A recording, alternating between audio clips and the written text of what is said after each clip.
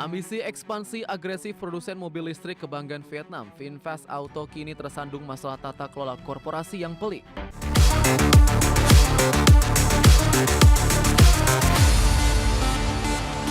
Produsen kendaraan listrik asal Vietnam, VinFast memicu kekhawatiran tata kelola pasar modal setelah mengumumkan rencana penjualan pabrik utama dan pengalihan utang jumbo senilai 7 miliar US dollar. Langkah restrukturisasi radikal ini diambil guna menekan rapor merah kerugian manufaktur perseroan yang tahun lalu menembus angka 3,9 miliar USD. Ambisi ekspansi agresif produsen mobil listrik kebanggaan Vietnam, VinFast Auto kini tersandung masalah tata kelola korporasi yang pelik. VinFast sepakat menjual unit manufaktur utamanya di Vietnam seharga 13,3 triliun dong atau berkisar 506 juta dolar Amerika Serikat kepada sekelompok investor. Transaksi multi pihak ini memicu sorotan tajam karena para pembeli juga bersedia mengambil alih beban utang perusahaan senilai 6,9 miliar dolar Amerika Serikat demi mengubah model bisnis VinFast menjadi bebas utang. Kendati membuat neraca keuangan perusahaan menjadi bersih, kesepakatan ini menimbulkan tanda tanya besar di kalangan analis dan pemegang saham retail bursa Nasdaq.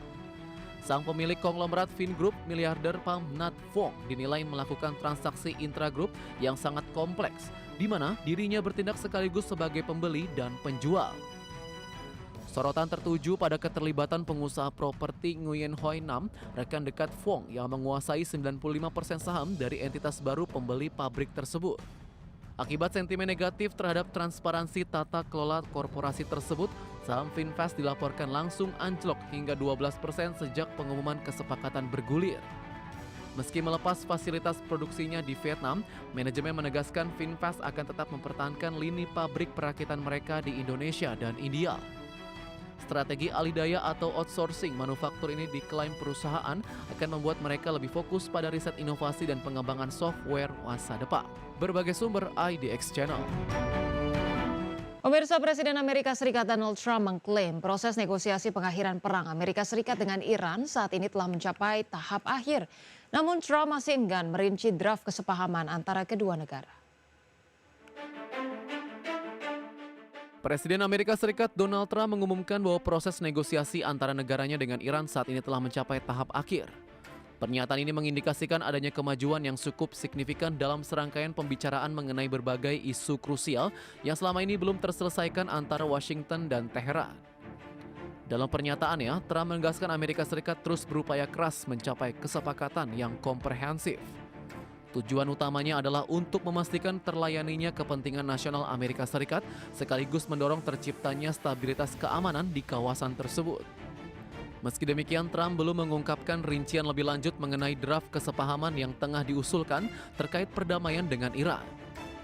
Berdasarkan laporan media dalam beberapa hari terakhir, memang terdapat sinyal kemajuan pada isu-isu spesifik khususnya yang berkaitan dengan masa depan program nuklir Iran serta wacana pencabutan sanksi ekonomi. Kendati demikian, perbedaan pendapat dilaporkan masih terus berlanjut pada sejumlah isu yang dinilai sangat mendasar. Di sisi lain, posisi Iran juga tak kalah keras. Teheran bersikukuh pada tuntutan mutlaknya terkait pencabutan seluruh sanksi ekonomi dan jaminan penuh atas hak pengembangan nuklirnya. Iran berulang kali menekankan perlunya mencapai sebuah kesepahaman diplomasi yang seimbang dan adil bagi kedua belah pihak tanpa adanya tekanan sepihak. Berbagai sumber, IDX Channel. Pemirsa, impor minyak mentah Jepang dari kawasan Timur Tengah dilaporkan anjlok drastis lebih dari 67% secara tahunan pada periode April 2026. Penurunan tajam ini akibat penutupan Selat Hormuz memaksa negara Sakura tersebut mempercepat peralihan pasokan bahan bakar ke sumber alternatif global. Dampak kelumpuhan jalur logistik energi global akibat eskalasi militer di Timur Tengah kini mulai memukul ketahanan pasokan bahan bakar Jepang. Negeri Sakura tercatat hanya mengimpor 3.840.000 kiloliter minyak dari Timur Tengah sepanjang April. Angka ini menjadi volume pasokan terendah sejak data pencatatan resmi dimulai pada tahun 1979, sekaligus memutuskan ketergantungan historis Jepang yang sebelumnya memenuhi 90% kebutuhan minyaknya dari kawasan tersebut.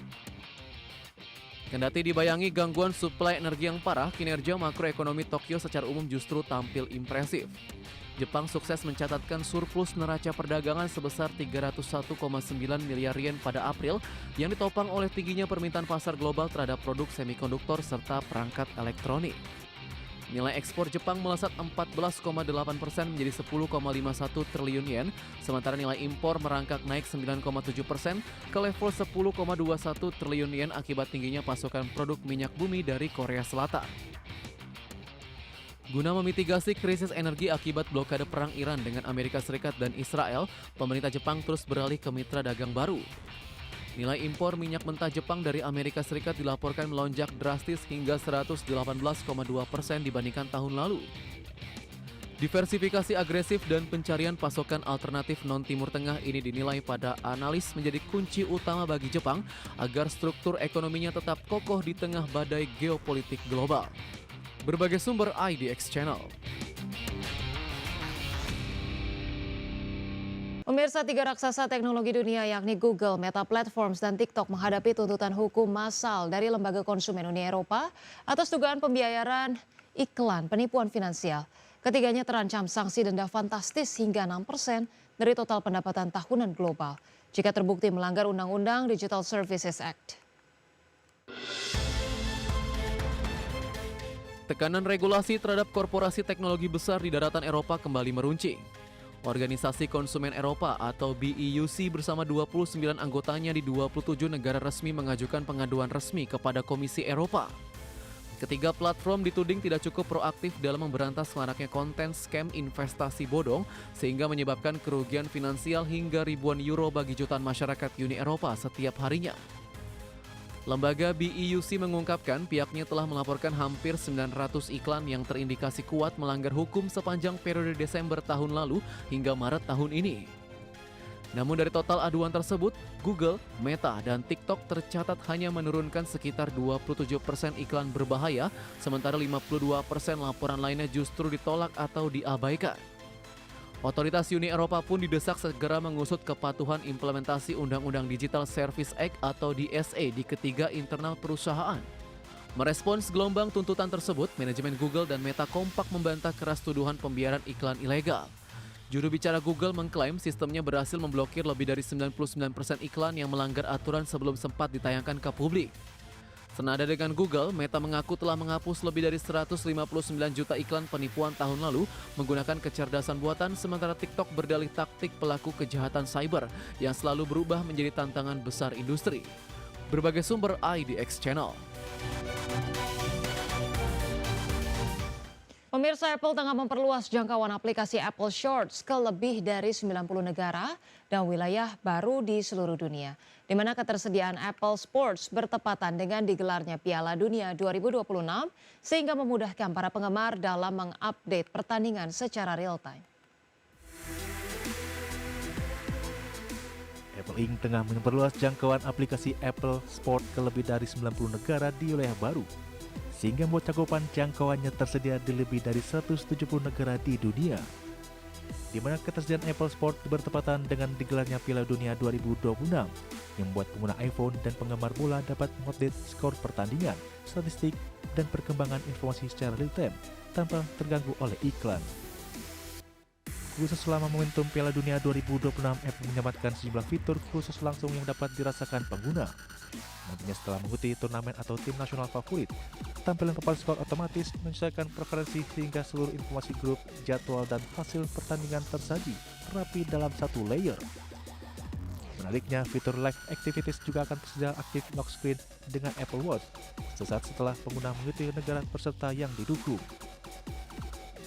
Selain invasi wilayah, Apple juga memperbarui dua fitur yang akan membuat pengalaman menonton semakin menarik, yakni tampilan bracket turnamen utuh dalam satu tampilan bersih, serta informasi visual sebelum pertandingan dimulai.